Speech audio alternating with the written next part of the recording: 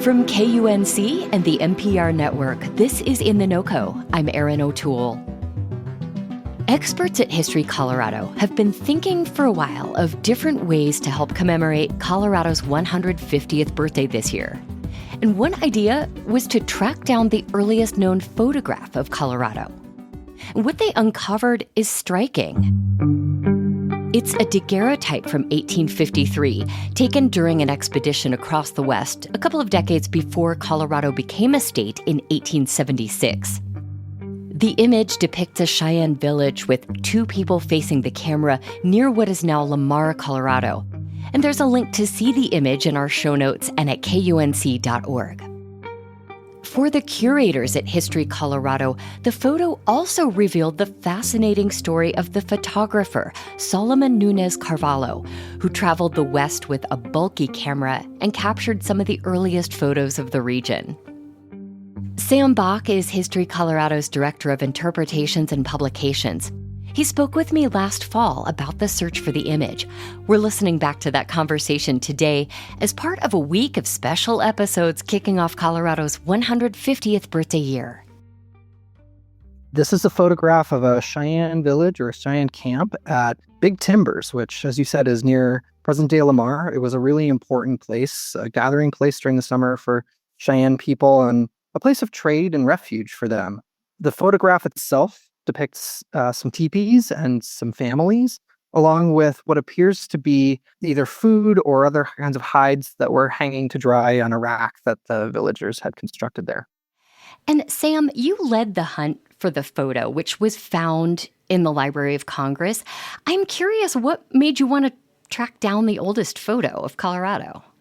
Yeah, well, it's actually kind of a funny story. We have an excellent research volunteer. His name is Jim England, and he just is dogged. And one day we were enjoying some pastrami sandwiches and talking about what the state was going to do to commemorate its 150th anniversary, and just kind of started wondering what was the oldest photo in Colorado, or the oldest photo of Colorado. It turned out to be surprisingly easy to track this down. Jim started looking at a bunch of records in the Library of Congress and across different federal records. Okay. And as it turned out, this was a pretty obvious candidate. This was the earliest days of photography in the United States. This early daguerreotype method was pretty rare. The number of people in the country who knew how to do that was very slim. And so without too much work, it turned out that we dug this right up. We're not saying that this is definitely the oldest photo, but to us, this is the most promising candidate.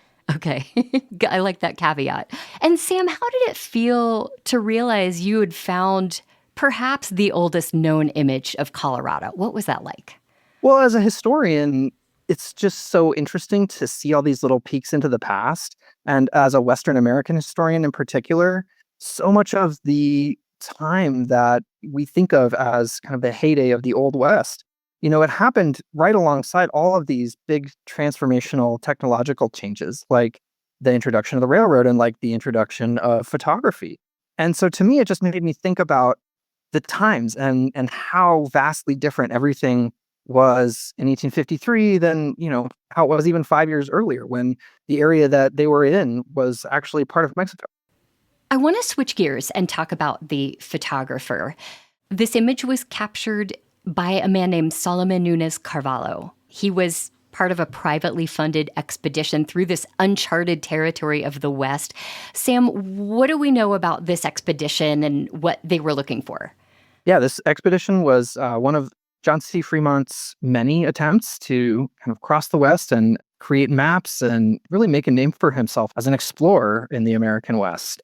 On previous expeditions, he had attempted to make daguerreotype photographs. Mm-hmm. This was really a new technology, but it is absolutely a delicate technology. This is, the earliest days of photography. So it's a really far cry from pulling out your iPhone and just taking a couple of digital snaps. You have to develop this in place. And a lot of the time it involves a glass plate negative and incredible amounts of really caustic chemicals. So the photographs from the earlier expeditions didn't survive long enough to make it back to be seen.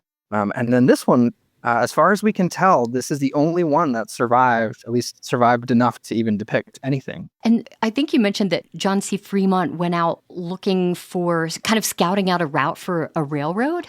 Yeah, that's correct. Even in 1853, U.S. government and private industry was already looking for a way to cross the continent on rails. And so this is kind of scouting out a location, scouting out a route for the Transcontinental Railroad through the West. You were able to uncover quite a bit about the life of Carvalho. Sam, what was his life like prior to going out on this expedition? Yeah, Carvalho's, I think, is just a really unique and interesting story of the United States. It's an immigrant story. It's a story of people from all over the globe coming into contact in the West and kind of creating a new world.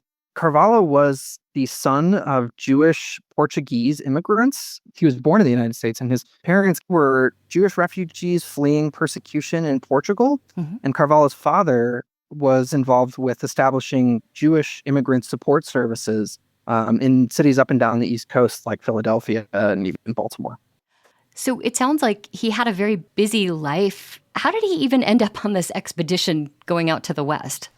Well, Carvalho was one of the very few people who would be considered an expert in daguerreotypes at the time. He and his father, they were interested in art, they were interested in technology, and by all accounts, this seems to have been kind of a hobby that turned into a profession. In Philadelphia, the two had started a business taking photographs, still portraiture photographs for people in Philadelphia. Again, this is a new technology, and it would have been something really fun to take your family and have your first photograph made. So as Fremont was looking for a photographer who was going to be able to bring back these images successfully, he started looking all over the country and was put in contact with Carvalho.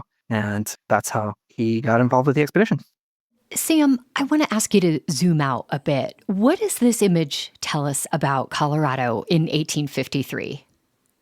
Well, this image is really of a moment in transition. It shows us the indigenous peoples of the land living in the ways that had been handed down to them, that they had developed over time in Colorado, that were matched to this landscape and to the resources available to them.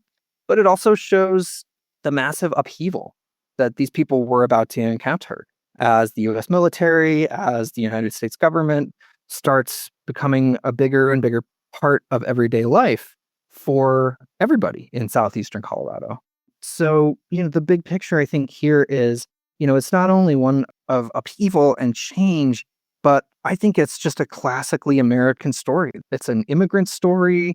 It's the story of territorial movement. It's the story of people looking for better lives. It's the story of economic development with the coming of the Transcontinental Railroad, and of technological development with the emergence of these daguerreotype photos. I think as a historian, it's impossible for me to not be interested in this because it just represents so many different currents and forces and rendezvous of history coming together in one place at this time. That's Sam Bock, History Colorado's Director of Interpretations and Publications, who spoke with me last fall about what he thinks is the oldest photo ever taken in Colorado. We'll have links where you can learn more and see the image for yourself in the show notes and at KUNC.org.